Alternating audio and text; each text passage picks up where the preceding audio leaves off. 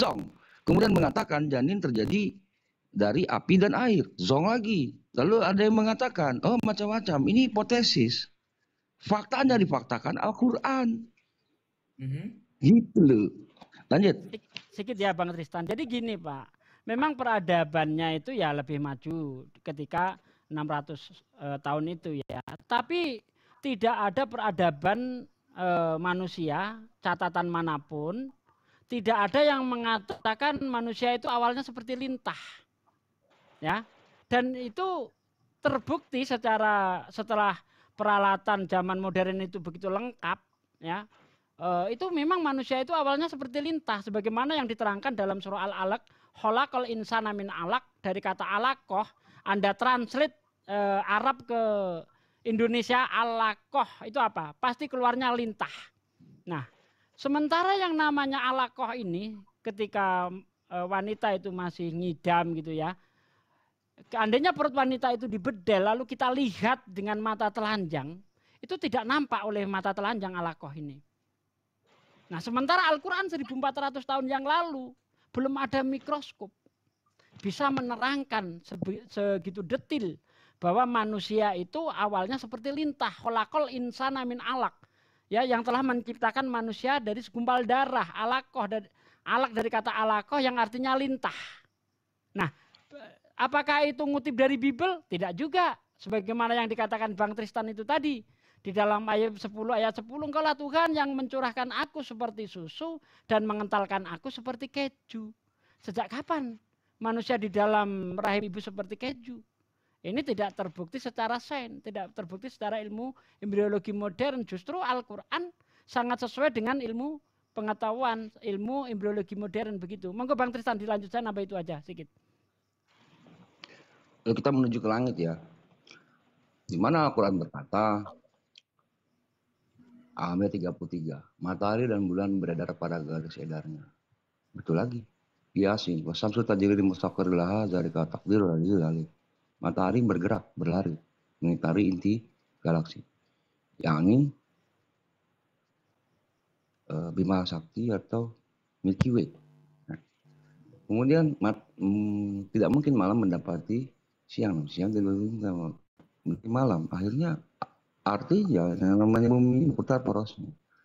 Kemudian di Anbiya dikatakan, An-Naba dikatakan, waja'alna fawqakum sab'an sidada. Sab'an sidada ini apa? Pusat 12. Tiap-tiap langit, maksudnya lapisan atmosfer punya urusan masing-masing. Untuk menahan apa? Menahan air. Ini Nabi Muhammad SAW tahu dari mana ya? Ada stratosfer, ada ujungnya ozon. Kemudian dikatakan di Quran lagi, di An-Naml 125, seperti mendaki ke langit, membuat dadanya sesak dan sempit. Kalau kita lihat pilot pesawat tempur itu ya, itu dia pakai masker loh. Kalau dibuka maskernya itu, membuat dadanya sesak dan sempit. Pilot pesawat tempur itu kemana? Mendaki ke langit. Emang di zaman Nabi ada pesawat tempur? Inilah Tuhan yang sejati gitu. Kami ingin menunjukkan kepada kawan-kawan Kristen di sini. Kalau yang dikatakan Tuhan itu seperti anak TK mengatakannya, bernyanyi, pelangi-pelangi ciptaan Tuhan. Jadi sejak kecil anak itu diajarkan, Tuhan itu maknanya sang pencipta. Dalam makna di Al-Quran adalah Rabbun. Kalau tidak terbukti menciptakan, bahkan Yesus sendiri, di kisah para Rasul 22, dengarlah wahai Israel. Inilah Jesus of Nazareth yang melakukan kekuatan-kekuatan dan mujizat-mujizat yang dilakukan oleh Allah melalui perantaraan Yesus. Bagaimana seorang perantara dijadikan Tuhan. Sembahan. Ibaratnya kalau kita apa ya, calo gitu. Calo kan dijadikan sembahan gitu. Sementara yang namanya Isa Al-Masih atau Jesus of Nazareth ini, kalau di Islam itu dia beragama Islam. Saya juga pengen ngasih tahu ke kawan-kawan Kristen ini sedikit, yakni di mana sebenarnya kalian sedang menyembah nabinya orang Islam. This is weird. Ini aneh gitu loh. Kok mau kawan-kawan Kristen menghambakan diri kepada orang Muslim? Gitu loh. Ada apa ini gitu? Ya ditanggapi Pak Pendeta dulu Bang Tristan. Ya. Tadi Pak Tristan mengatakan bahwa Isa itu kalau misalnya punya pandangannya Isa itu sama ya. Kalau misalnya Pak Tristan mengatakan Isa itu agamanya Islam. Jadi Iya. mengatakan itu ya? Konfirmasi Betul. dulu dong. Iya Betul dong. ya? Iya. Nah, sekarang kalau misalnya Isa itu beragama Islam, sedangkan Isa itu sendiri lahir bukan di zaman 600 sekian tahun setelah Masehi. Masehi tahun 600 sekian. Lalu bagaimana dia bisa disebut Islam? Oke. Pertama, sedangkan Islam baru ada kemudian.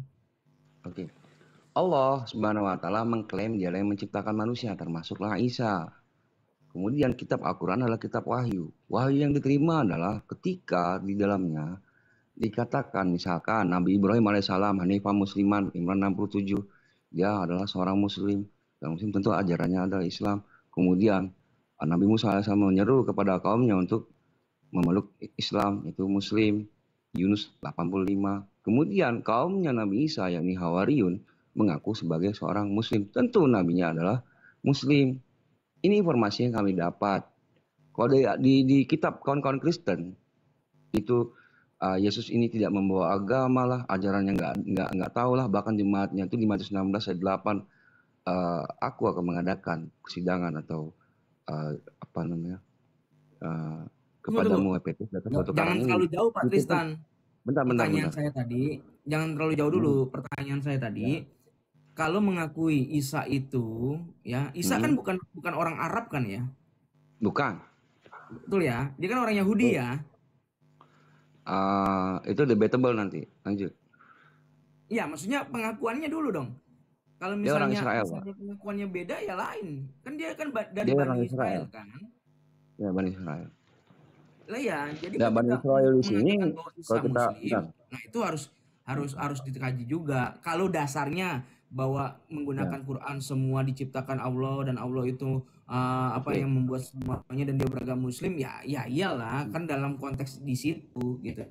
Tapi kalau ditarik daripada sejarahnya, maka dia itu melihatnya. Nah, tapi ketika Pak Tristan berkata bahwa Isa itu Yesus, walaupun saya sendiri tidak mengakui bahwa Isa itu Yesus karena konsep berbeda ya. Quran sendiri menjelaskan kan tentang bagaimana misalnya Quran 2:87 ya. Ya. Bahasa Arabnya saya nggak tahu ya. Tapi kami diberikan bukti-bukti kebenaran mukjizat kepada Isa putra Maryam dan kami memperkuatnya dengan Rohul Kudus ya. Kemudian Quran 2:136 mengatakan bahwa kami beriman kepada Allah yang diturunkan kepada kami dan apa yang diturunkan kepada Ibrahim, Ismail, Ishak, Yakub dan anak cucunya, dan apa yang diberikan kepada Musa dan Isa serta apa yang diberikan kepada nabi-nabi Tuhan dan seterusnya. 2:52 Quran 2:53 kami diberikan kepada Isa putra Maryam beberapa mukjizat serta kami perkuat dia dengan Rohul Kudus dan seterusnya. Ada begitu banyak ayat-ayat tentang Isa. Nah, jadi ketika melihat Isa di dalam Quran, tentu kita bisa banyak berdiskusi itu sebenarnya gitu. Walaupun saya sendiri tidak menerima Isa dalam konsep Quran dengan Yesus dalam konsep Alkitab ya, walaupun berbeda. Bagi saya itu berbeda. Kenapa? Karena ya cara berpikirnya berbeda kan, kitabnya berbeda kok. Tapi yang menarik baik Islam maupun Kristen sama-sama mengutip atau sama-sama meyakini daripada apa yang diyakini oleh Taurat, oleh Zabur dan juga oleh Injil. Oke. Boleh kan saya bicara? Boleh. Ya, tapi habis ini saya berhenti ya karena di sini udah jam 3 pagi nih. Siap, Komandan. Oh, Bapak tinggal di mana nih? Jam ini kok jam 3 di mana, Pak? Saya nggak tinggal di Indonesia. Oh, iya. Jadi saya udah nggak konsen. Maaf. Jadi begini Pak, ketika Al-Quran berkata Taurat, Zabur dan Injil, itu bukan Taurat Yahudi, bukan Zabur Yahudi dan bukan Injilnya kawan-kawan Kristen. Jadi kitab-kitab Bapak ini adalah kitab asli menurut saya. Asli agama Kristen punya, asli agama Yahudi punya. Apakah ada hubungannya dengan Quran? Sebenarnya tidak ada. Al-Quran hanya mengoreksi dari apa yang telah difitnahkan oleh orang-orang sebelumnya tentang Nabi Adam sampai Nabi Isa alaihissalam. Ya, Kami memahaminya seperti itu, gitu loh. Nah, Oke. kemudian misalkan ada persamaan ya, ada benang merah ya, bukan persamaan tapi benang merah. Misalkan Matius 15:24, aku hanya diusul kepada domba-domba yang hilang dari Bani Israel.